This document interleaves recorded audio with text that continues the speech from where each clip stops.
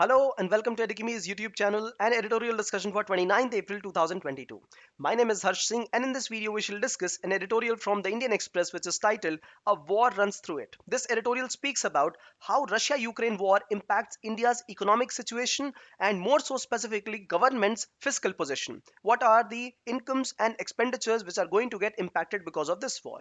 If you like this initiative, share some love through likes, shares and subscribes.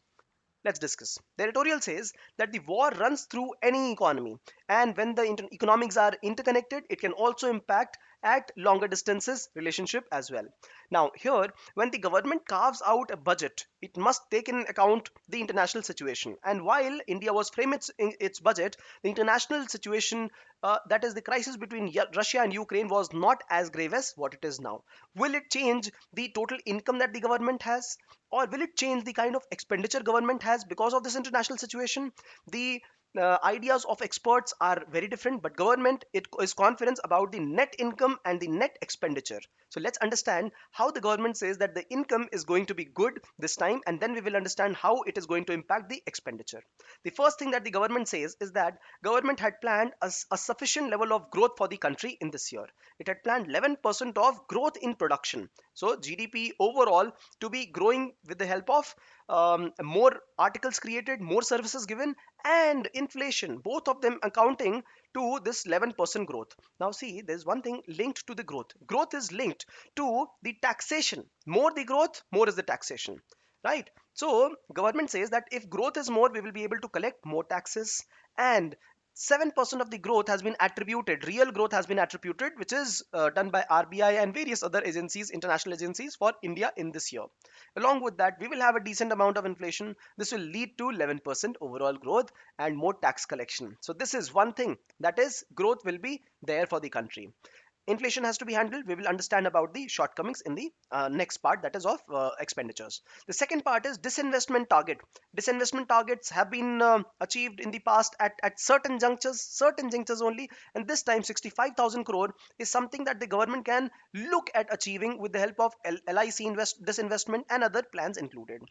Now, the better part has been tax buoyancy. Tax buoyancy relates to tax collection, increase in tax collection with respect to the increase in production. If the economy is going high, tax collection should proportionally go high, and that has actually happened. This is reflected in the tax collected by the government in the last fiscal year. See, there are three ways in which government calculates this. First is the estimate of this budget estimate for the coming year.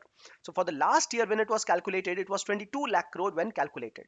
When they revise this estimate after a year, they realize that they have collected 3 lakh crore rupees more, and tax buoyancy was there. That means buoyancy means floating, no, above the water. That means that taxation collection was very good as far as the GDP rise was concerned. GDP was rising, but tax collection was rising even further. That's a good thing.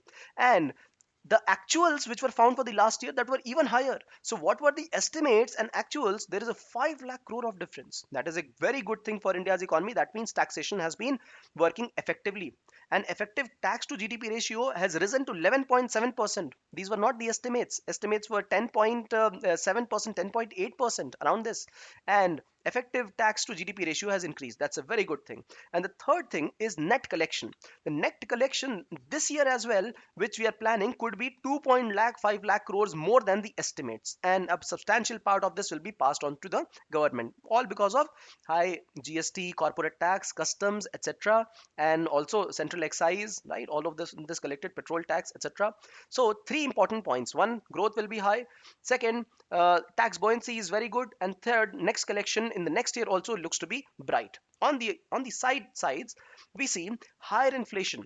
Higher inflation is something that is going to cause troubles for consumer, because they will have lesser purchasing power, right? For example, essentials, oil, petrol, oil, diesel, all of these. What about the oil used in at kitchens? All of these are some of the essentials. They will still be used, but possibly in lesser capacity than before. So because of the rising cost, it is possible that lower consumption will be there in the market, and when consumption is lower, then government will be able to collect lesser taxes. Now this is a con, this is an issue. Along with that, if the see, for example, if the oil rates remain stable around $100 per barrel, then and if they remain stable for a sustained time, then the freight charges might go high and might go permanently high. They might get escalated, just like Uber charges, Ola charges, they get escalated, but they don't de-escalate ever. The prices don't go down ever. Similarly, the fuel charges, if they are high, freight charges will automatically be high after some duration. It will impact the consumer purchasing power and government taxes as well. Similarly, other issues like fertilizer prices. We have been depending on Russia, Ukraine for fertilizer import, for potash import. The gas prices have gone high, which are also related to the fertilizer production. Now, these are going to get impacted and it will impact the total production only, right? FCI imports. Now, the Food Corporation of India procures a lot of products.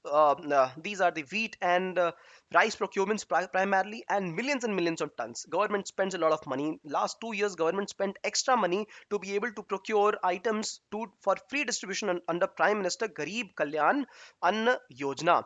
So therefore, will the government continue with this or not? That is a challenge. And PDS supplies also need to be seen accordingly, because government sustains huge deficit and subsidies in procurement and distribution of these items, right? Over and above, there are high interest rates which are going to happen because of the fiscal consolidation around the world. And if interest rates go high because of high inflation, because of fiscal consolidation, government's borrowing interest also will go high now. See, government is able to collect net income of around 25 lakh crore, 25 lakh crore, right, in the budget. But then its expenditure is around 40 lakh crore. It borrows around 15 to 16 lakh crore every year. And when it borrows this amount, it has to pay interest. And when there are increased rate of interest around the whole market, around the whole world, the estimate is that if there is a 5%, 0.5% rise in interest rates, the government will have to pay 8,000 extra crore.